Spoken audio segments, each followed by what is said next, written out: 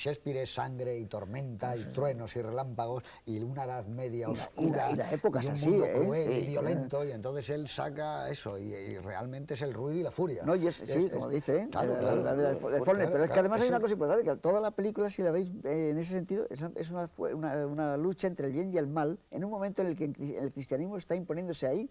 Un siglo después de esto es cuando Escocia es reconocida por Roma como hija predilecta de la Santa Sede.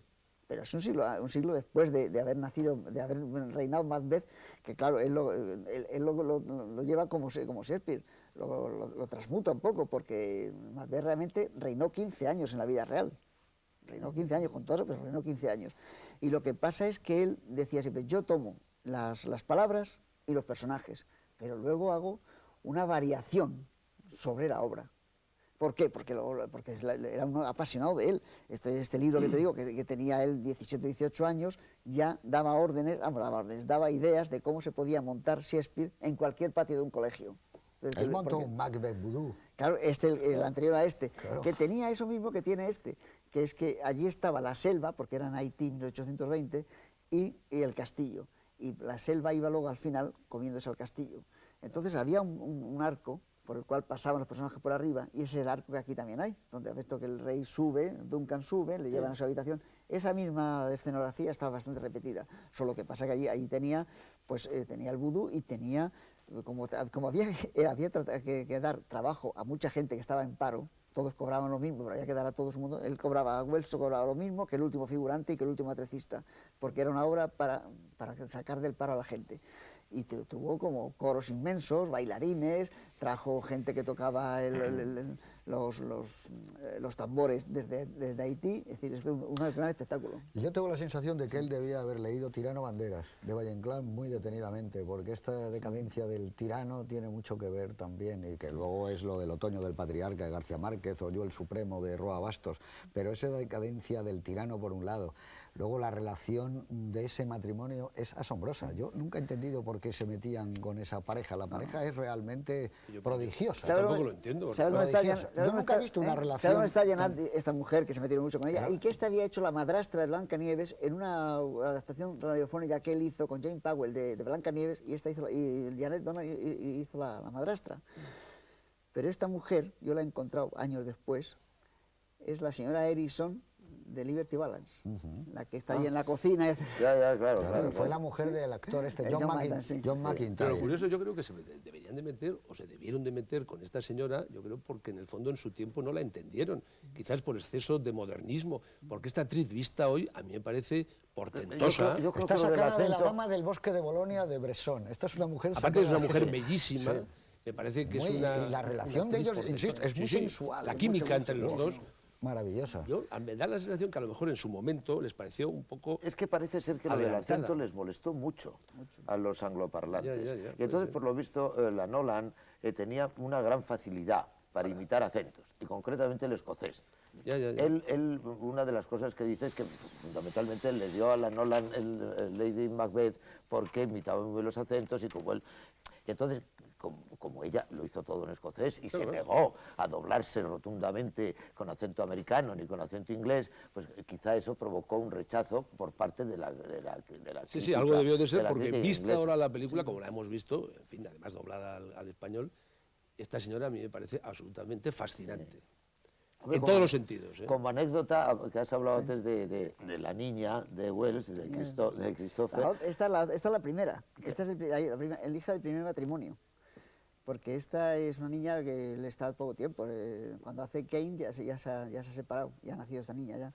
O sea, esta es profesora de literatura. Quiero decir que como anécdota es la hija de Macduff, es el hijo de Macduff, para que nuestros espectadores, como cosa divertida, piensen que ese niño que sale es la niña. La niña que repitió en Campanadas con Beatriz, que es la que...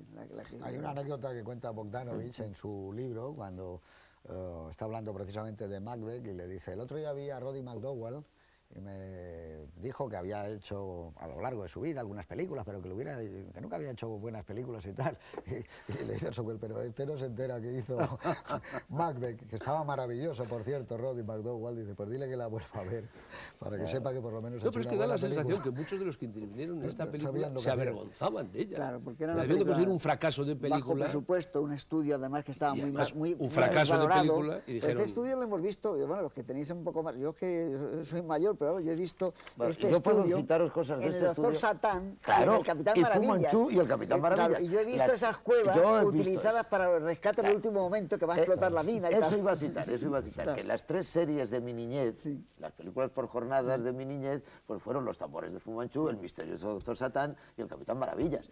Y son las 3 de la República. Claro. Y ahí están, en esos decorados. En los mismos decorados estaba Fu Manchu. Pero iluminados de otra manera. Claro.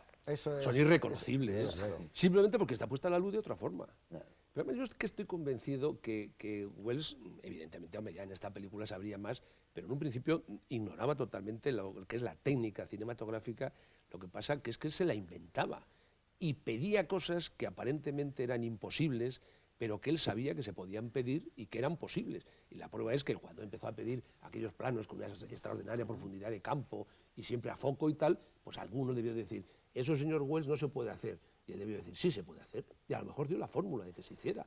Porque todo es un invento. Pero en otra época, le hicieron... de una especie de Leonardo del siglo XX. Él era un genio. Él llega a la radio y revoluciona la radio. Probablemente él no sabía mucho de radio. Y los guiones los escribían Howard Koch y otros, pero él le decía, no, vamos a romper, hagamos boletines informativos, qué está pasando, no sé qué, para meter mientras una acción dramática. Llega a Broadway, que es un Broadway tradicional, de musicales, etcétera, y rompe la estructura del teatro Broadway. Y llega al cine con 25 años y rompe el cine. Y el sentido del montaje, si tú analizas... Esta película está montada maravillosamente por él, ¿eh? Pero si analizas el sentido del montaje, es absolutamente heterodoxo. Es decir, muchos de los planos que él empalma en montaje es de lo que habitualmente se dice que no se puede montar. Y él demuestra que haciendo cosas que no se podían hacer resultan mejores que las que se podían hacer. Él siempre dice en varios libros y en algunas entrevistas lo recoge, él dice que cuando se llega al momento del montaje, y tú lo has visto y has estado con él cuando montaba, dice que ahí lo que predomina es el instinto, que hay un problema de que el instinto te lleva hacia construir el ritmo y el fluido que debe abastecer la película, que no necesariamente debes de seguir incluso lo que has podido rodar, sino que hay un momento que tú te das cuenta a la vista del material que tu instinto es el que gobierna, y esta es una película de instinto, de montaje. Desprecia siempre el sentido porque espacial. Aunque se la cortaron la película, él hizo los cortes y él hizo el nuevo montaje, quitó los 20 minutos, o sea que él fue el responsable de sus propios cortes, que a él no le dijeron nada más que tienes que quitar 20 minutos y él trató de quitar los 20 minutos. Y hay muchos planos que un actor sale de cuadro por un sitio, en el plano siguiente entra por el sitio más inesperado y consigue un efecto mucho mejor que si entrara por el sitio. Los espacios. Rompe los espacios. Yo creo que Fernando ha dicho una cosa fenomenal, que es que realmente el sentido espacio-temporal de la película es impresionante. Eso, porque además hay que dar cuenta de las limitaciones. Y que además es una película que cuando decís 23 días, pero esos 23 días, todos vosotros que estáis todo el día haciendo películas y demás, sabéis que, claro, la iluminación se lleva casi todo el tiempo. Pues imagínate esta película que toda está iluminada, todos los planos, los días, noche, todo está iluminado. No, hay muchos planos que hay un plano de 10 minutos. A toma única. Hay un plano de 10 minutos. Yo diría que esta película está hecha casi siempre a toma única. El asesinato son exactamente 10 minutos y el de la Cruz Celta, esas dura 6 minutos. Ese 6, sí. Pero ese plano que es cuando el rollo entero. Cuando planean el asesinato de Duncan, que está visto siempre desde fuera, es un plano que dura una bobina, un rollo entero. Y a él quizá le interese, porque a muchas personas que nos estén viendo, aficionados al cine y que piensan hacer cine, que a él le dijeron, me parece que fue Bogdanovich también, otro director, ¿es más económico rodar planos largos o rodar plano corto? Y él dijo, depende, porque hay veces que iluminar un plano y rodar esa toma larga te puede llevar un día entero. Evidentemente acumulas un metraje, 5 o 6 minutos, pero hay veces que cuando tú fraccionas, que en teoría vas a perder más tiempo porque estás haciendo un plano, otro plano, puedes ganar en velocidad, es decir, que él...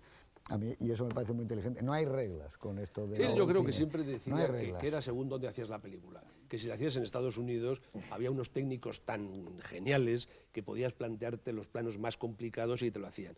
pero que ese mismo plano planteado en Europa, sobre todo en los años en que trabajó en Europa, tenía muchísimas dificultades adicionales porque los técnicos no estaban tan preparados.